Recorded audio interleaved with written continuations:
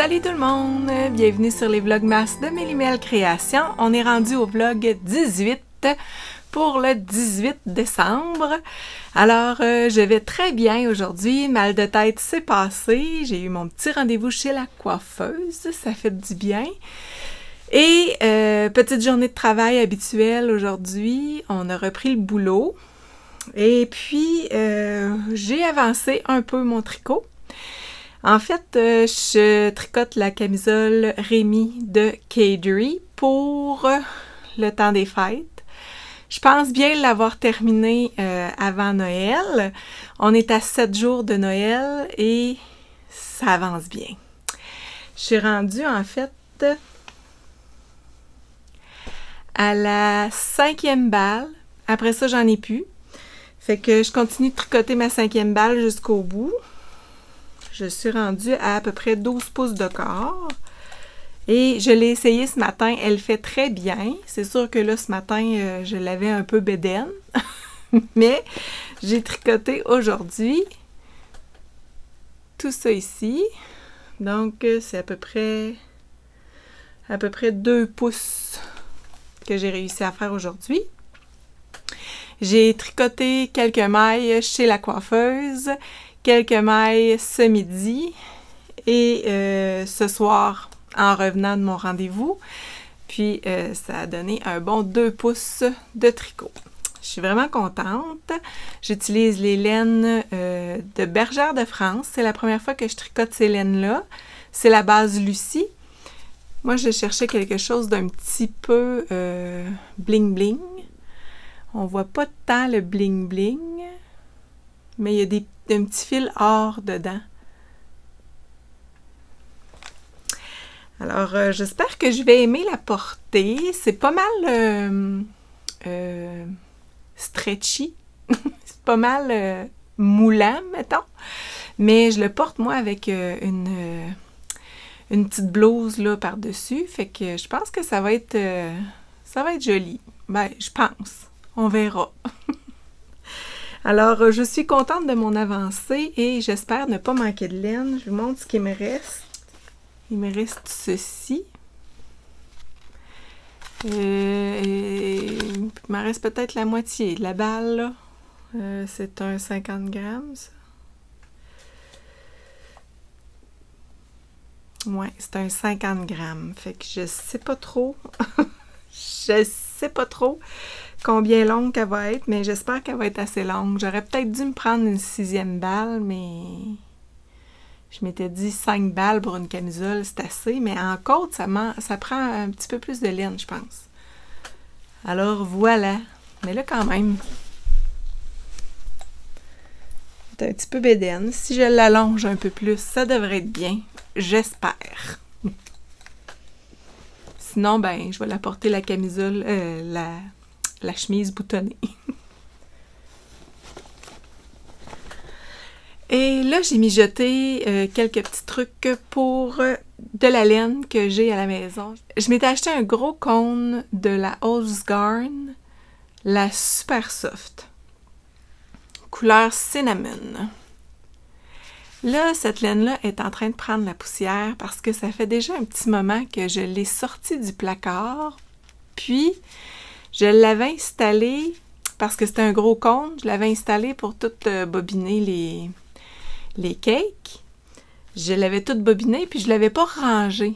Puis là, elle est en train de prendre la poussière sur la table, à côté du poêle à bois. Donc, c'est un petit peu poussiéreux, le poêle à bois. Ben là, c'est ça, elle est en train de prendre la poussière. Il faut vraiment que je fasse quelque chose avec ça. Puis, je m'étais acheté des balles de mohair de Knitting for Olive, couleur cognac. Je voulais les agencer ensemble pour me faire un cardigan. Puis, ça fait longtemps que je l'ai en tête, le cardigan Anya de NCL Knit, Nadia Crétin-Léchenne. Justement, ces patrons étaient à 25%, ben, sont à 25% jusqu'au 20 décembre. Et puis, avec le code Mary. Et puis, je me suis acheté le patron. Fait que je pense que je vais utiliser toutes ces ces beaux petits cakes-là. Puis au total, pour un cône, ça me donnait... Le cône au total, ça donne 583 grammes. Fait que là, j'en ai quand même pas mal, doublé avec des petits mohair. Je pense que ça va être super beau. Je suis excitée de commencer ça, mais en même temps, j'ai mon cardigan, mon lundi cardigan qui traîne, puis on dirait que ça se peut pas que j'aie 2 cardigans à tricoter en même temps. Fait que ça, je veux tricoter ça en quelque part début 2024. Ça serait vraiment un souhait. Je sais pas, là. En tout cas, comme je vous dis, là, je suis mêlée dans mes affaires. On dirait que le lundi cardigan, je suis pas capable de le finir. Puis ça me gosse. Ça me tanne. J'aimerais vraiment ça le finir parce qu'on dirait que ça me crée une petite anxiété de laisser ce beau cardigan-là dans un sac qui fout rien, qui avance pas.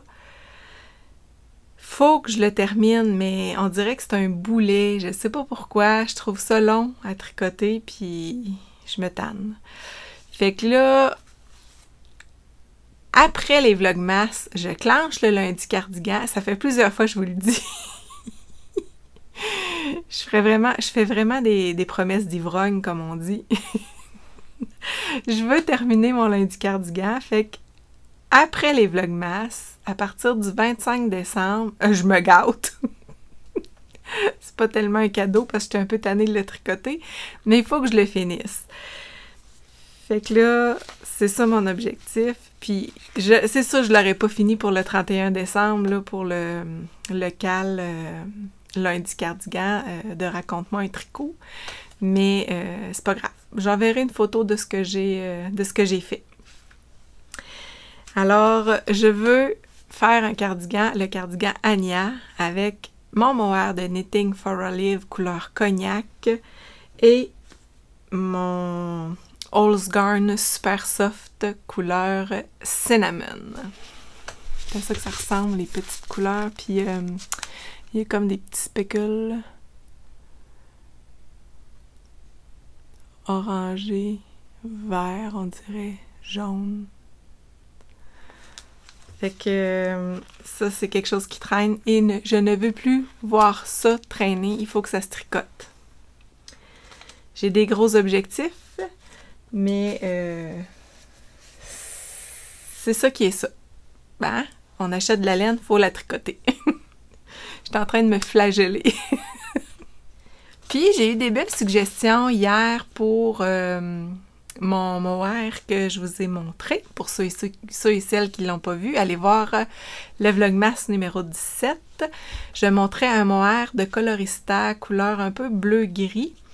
Et on m'a donné la suggestion pour les patrons de Johanna Agne. C'est vraiment une designer que je connaissais pas. C'est une belle découverte. Merci d'ailleurs pour la suggestion. On m'avait proposé un chandail, mais en regardant ça, il y en a peut-être 2 que j'aimerais faire. Le Kayamae que j'aimerais faire. Puis on m'avait proposé le Fairy Bouquet. Le Fairy Bouquet, celui-là aussi, je le trouve bien beau. Fait que dans le fond, c'est une belle découverte, Johanna Agne. Si vous voulez aller voir ça, ça vaut la peine. Là. Il y a des beaux modèles. Puis, ma mère m'a envoyé un lien ce matin pour un patron de Isabelle Racette. Ça aussi, c'est une belle découverte. Je la connaissais pas. Le Marie-Antoinette, oh my God, il est vraiment beau. Je pense même avoir de la laine pour faire ça, là, ce beau chandail-là, ça c'est sûr. Fait que ce serait un autre patron qui pourrait m'intéresser pour l'année 2024. Puis, dans la même lignée, là, avec la même designer, le patron Catherine. C'est 2 beaux chandails, je trouve, qui fit très bien avec la laine que j'ai dans mon stash. Alors, c'est des petites suggestions là, pour l'année 2024 que j'ai trouvées. Je trouve ça intéressant là, de vous partager mes petites découvertes. Puis, en même temps, ben vous autres, quand vous me commentez des trucs, ben j'ai comme des nouveaux designers à découvrir, puis des nouveaux patrons, fait que j'aime ça. N'hésitez pas là, à les laisser dans les commentaires, c'est toujours apprécié. Alors, ça fait le tour au sujet du tricot. J'ai Lupien qui s'est amusé avec mes balles de laine. Je vous laisse ça en image, juste ici.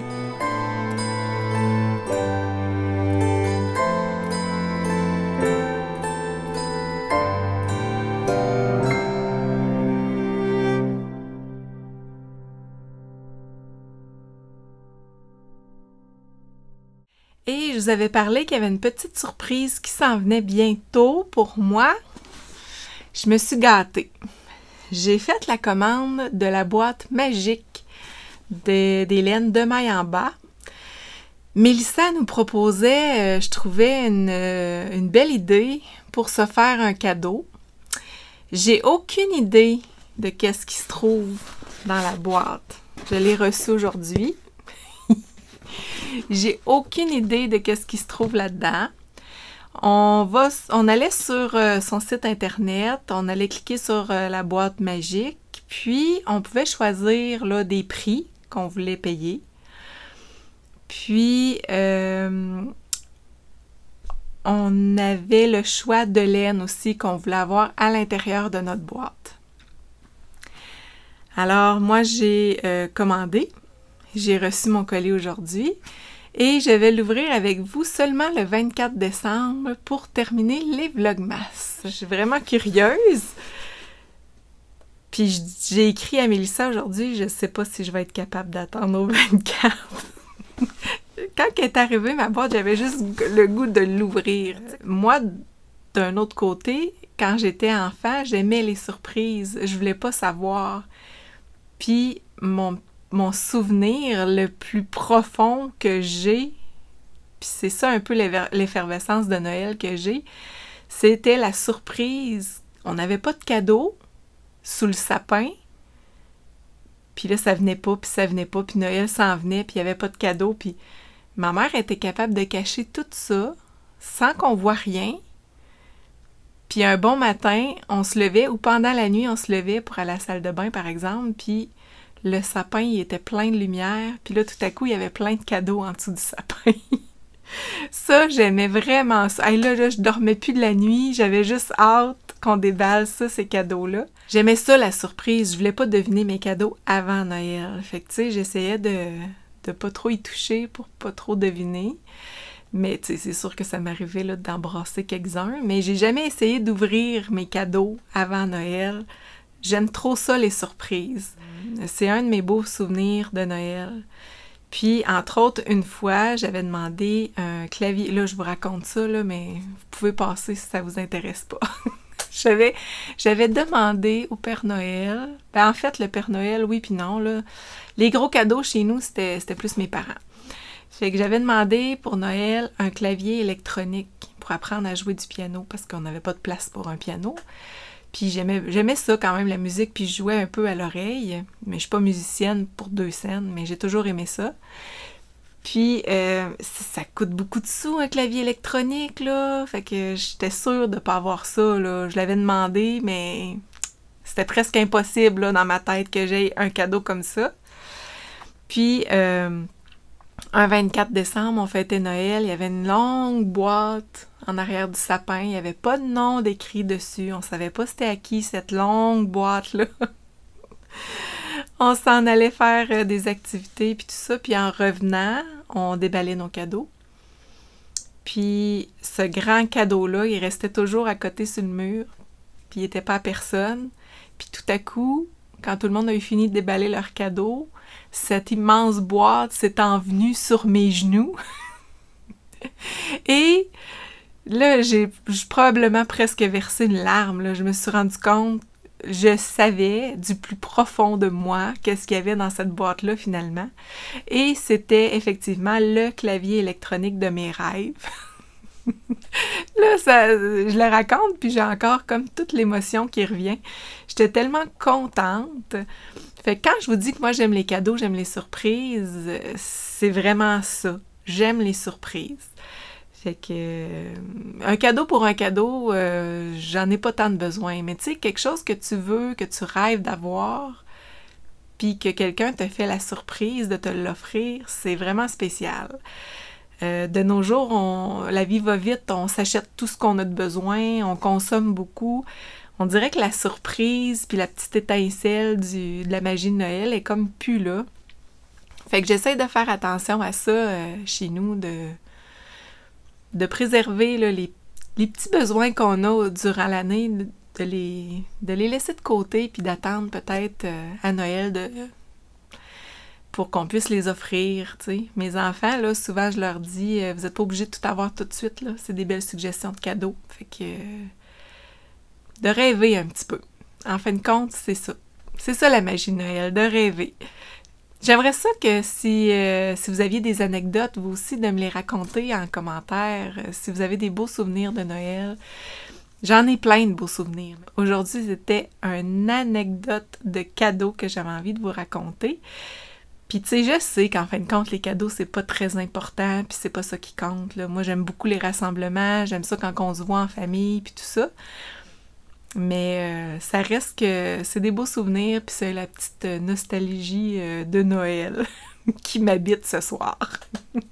Donc, à 7 jours de Noël, si vous avez préparé une petite surprise qui tient à cœur à quelqu'un, puis que vous avez hâte de lui offrir, ben c'est sûr que cette personne-là va être contente et vous allez avoir fait un petit cœur joyeux. Alors, je vous souhaite un beau temps des fêtes. J'espère que ça va bien dans vos préparations de Noël. Puis j'espère que la magie de Noël va opérer chez vous cette année. Je vous le souhaite en tout cas. Je vous embrasse.